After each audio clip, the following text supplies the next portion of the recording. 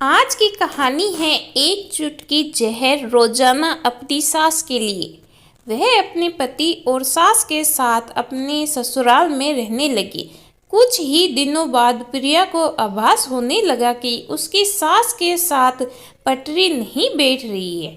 सास पुराने ख्यालों की थी और बहू नए विचारों वाली। प्रिया और उसकी सास का आए दिन झगड़ा होने लगा।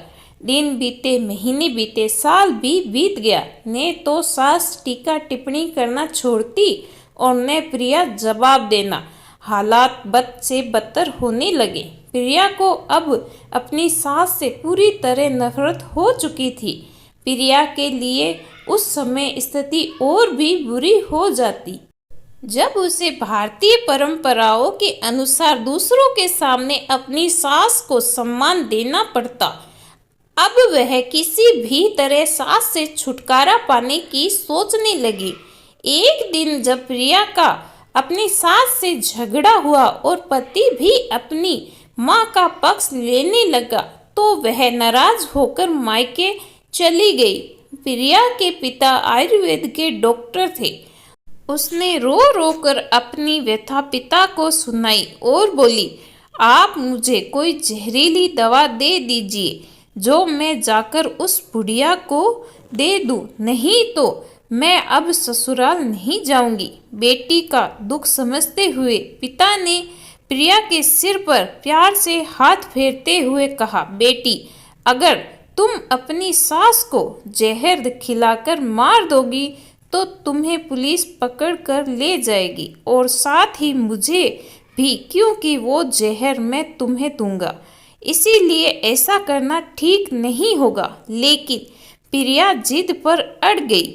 आपको मुझे जहर देना ही होगा। अब मैं किसी भी कीमत पर उसका मुंह नहीं देखना चाहती।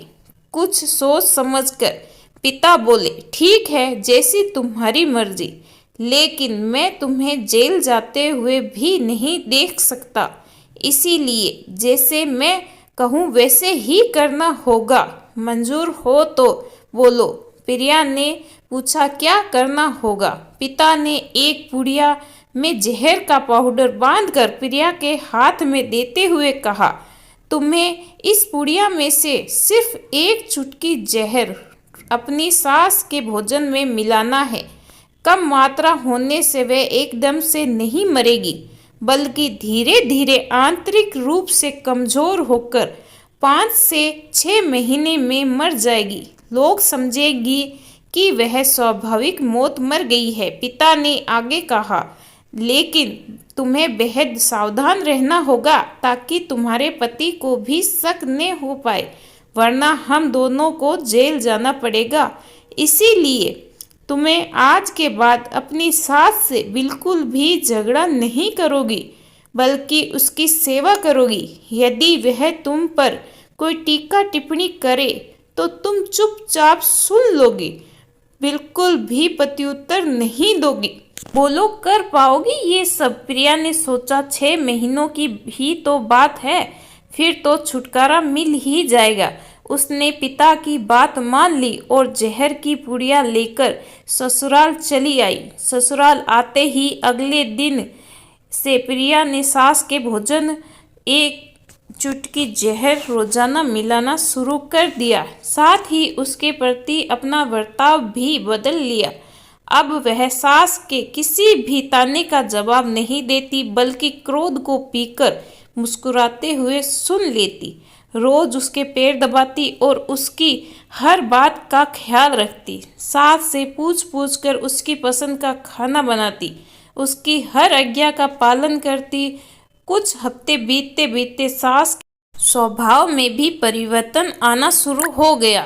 बहू की ओर से अपने तानों का प्रत्युत्तर न पाकर उसके ताने अब कम होते चले गए, बल्कि वह कभी कभी बहू की सेवा के बदले आशीष भी देने लगी थी। धीरे धीरे 4 महीने बीत गए।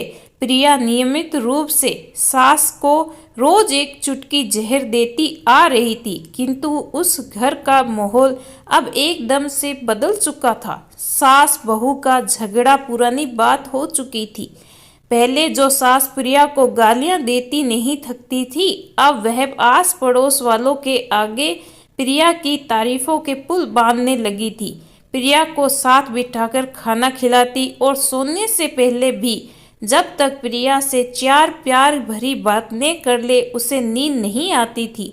छठा महीना आते आते प्रिया को लगने लगा उसकी सास उसे बिल्कुल अपनी बेटी की तरह मानने लगी है। उसे भी अपनी सास में माँ की छवि नजर आने लगी थी। जब वह सोचती कि उसके दिए जहर से उसकी सास कुछ ही दिनों में मर जाएगी तो वह परेशान हो जाती। इसी परेशानी में एक दिन वह अपने पिता के घर दोबारा पहुंची और बोली, पिताजी, मुझे उस जहर के असर को ख़त्म करने की दवा दीजिए, क्योंकि मैं अब अपनी सास को मारना नहीं चाहती। वो बहुत अच्छी है और अब मैं उन्हें अपनी माँ की तरह चाहने लगी हूँ।